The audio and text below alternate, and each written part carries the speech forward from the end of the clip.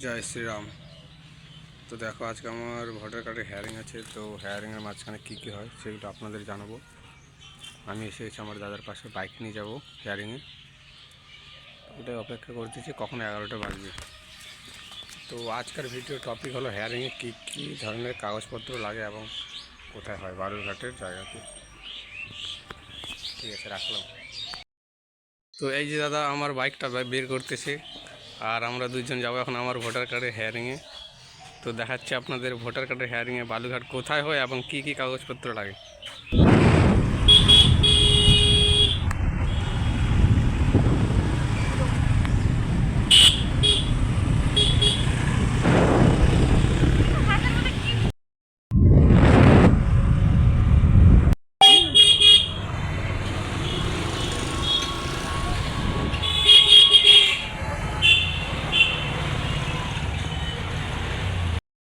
বালুরঘাটের hearing কোন জায়গাতে হয় সেই জায়গাটা আমি দেখাচ্ছি।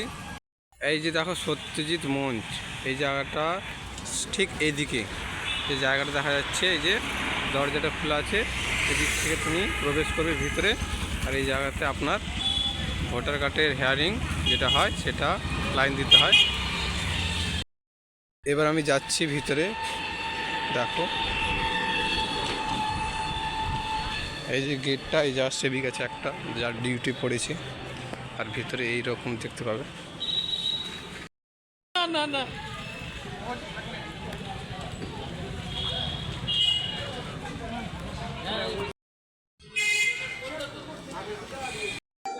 তো বন্ধুরা দেখো, ওখানটায় যার যেটা গ্রাম পঞ্চায়েত সেই লাইনে দাঁড়ানো হচ্ছে, এবং পঞ্চায়েত দাঁড়ানোর পর যেগুলো দেওয়া হচ্ছে আমাদের হাতে সেটা হলো নোটিশ। এটা তো আমাদেরকে দেওয়া হয়েছিল গ্রাম থেকে, আর তার সাথে এটা দেওয়া হয়েছে 40 তপন ST/SC ওয়ালদার জিপি ডেট দেওয়া হচ্ছে। তো মানে এখানটা দেওয়া হয়েছে সিরিয়াল নম্বর যেটা আছে, এই যে সিরিয়াল নম্বর 27, আমার সিরিয়াল নাম্বার হলো 27। তো 27 জনের পর আমি লাইন দিয়ে আমার কাজটা আজকে হবে। তো দেখো এরপর কী হচ্ছে। এরা ফালতু পাগলের মতন ভিড় লাগাই দিয়েছে, কারণ কি সিরিয়াল নাম্বার অনুযায়ী ঢুকাবে। তো এদের এতটুকু জ্ঞান নাই যে ঝগড়া না করে নিজের নিজের জায়গাতে বসে থাকতে, যখন সিরিয়াল নাম্বার ডাকবে তখনই যাওয়া উচিত। কারণ সেই কথাটা আমি জানি, তাই আমি সবচেয়ে পিছন দিকে আছি, কারণ 27 নম্বর আমার সিরিয়াল নাম্বার। এরা এগুলো জানেই না, मेन কথা এটাই। তো লাইফ में कुछ नहीं करना चाहिए मगर पढ़ना चाहिए भाई, কারণ শিক্ষিত হওয়া উচিত।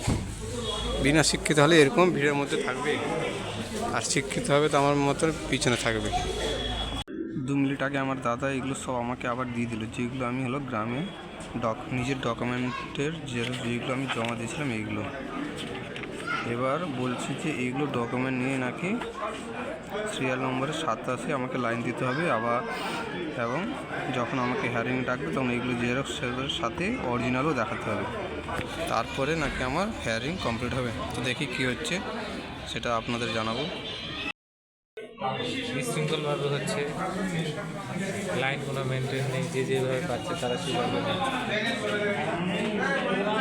তো ফাইনালি আমার ভেরিফিকেশন হয়ে গেছে ভোটার কার্ড, আর তার সাথে আমার একটা দাদা দেখা হয়ে গেছে, গ্রামের দাদা, যার বাইকে আমি আজকে যাব ফ্রিতে চড়ে।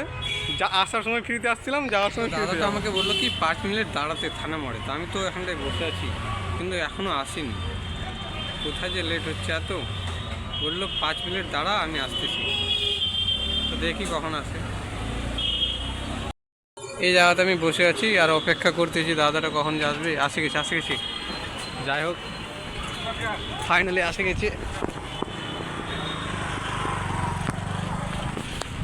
আমি এখন বসতে যাচ্ছি আর প্রিয় জায়গা। জয় শ্রীরাম।